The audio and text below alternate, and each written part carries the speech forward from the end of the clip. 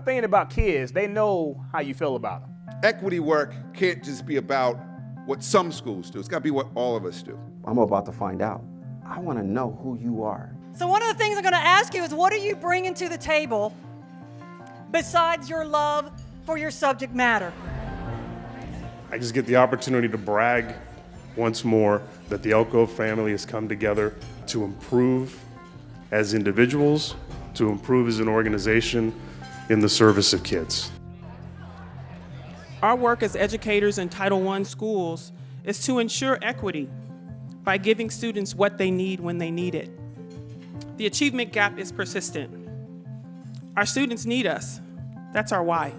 The session I went to today was the panel of the students. Hearing from them what their experiences with teachers is much different than what I think their experience is with me. And there's still teachers who are intimidated by African American students just because they're African American. Students should be able to talk to their teachers, they should be comfortable talking to them, and teachers should be comfortable talking to us. When I feel like somebody's intimidated by me, it gets me nervous because I'm like, well, if they're intimidated by me, I gotta watch my move or how I talk because they're gonna get scared. Like, we just know that they're intimidated, so we're just like scared to show how we feel about everything. It really opened your eyes to your impact or possible lack of impact in their life and how important it is to build the relationships with them. Not giving up, that's very important, not to give up. And that they don't give up on themselves and they don't give up on you. What happens when you don't acknowledge and address poverty? Because poverty is an educational issue. Not because poor kids can't learn, because there's absolutely no evidence that poverty is a learning disability. But when kids are hungry, and when kids don't have a stable home, and basic needs aren't being met, you can't expect to see those kids do as well as the kids who have everything.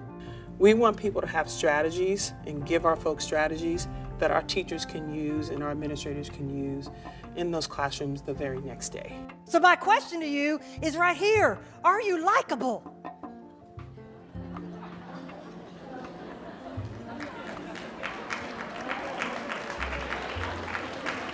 And if you need a couple of minutes to figure that out, that might be a red flag. Look, here's the deal. I am old school. And so my question to you is, what are you doing as a leader to change and adapt to our customer base? If our customer base is changing, how have you changed? We're a Title I school that has put equity as a centerpiece to what it is, to the work that we're doing at school. And so as we talk about being culturally aware and what it means to be culturally relevant, these are some of the things that Shiraki touches on. Culture responsiveness is about creating that space, that vibe, that energy, where we can all come together, have these tough conversations about the inequities that we're dealing with as a group, as a school, as a district. This is the third way to know if you're culturally responsive. You are not confused about your identity, that you have a solid understanding and acceptance of who you are, racially and culturally. We got to know our students. You should know your students' test scores. You should know your students' family dynamics. You should know whose parents incarcerated. You should know who's homeless. You should know who's been abused, who's hungry. You should know these things. You should know their strengths and weaknesses. You should know their emotional well-being. You should know kids who have learning disabilities that need to be addressed. From the littlest kid, we're like depression runs really hard in my family. If I help my mom more because I know my dad wasn't present, that my mom wouldn't be struggling right now. Like, she's struggling, or she's taking care of us and she's not worried about her health, where like her kidneys are failing. And I'm fighting on, I don't want to lose my mom. One thing about kids, they know how you feel about them. Everybody in here is at risk of something.